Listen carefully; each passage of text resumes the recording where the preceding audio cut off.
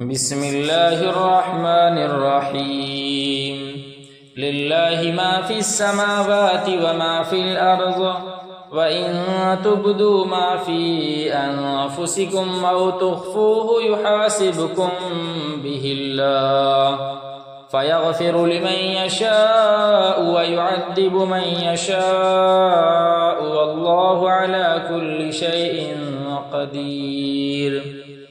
آمن الرسول بما أنزل إليه من ربه والمؤمنون كل آمن بالله وملائكته وكتبه ورسله لا نفرق بين أحد من رسله وقالوا سمعنا وأطعنا غفرانك ربنا وإليك المصير.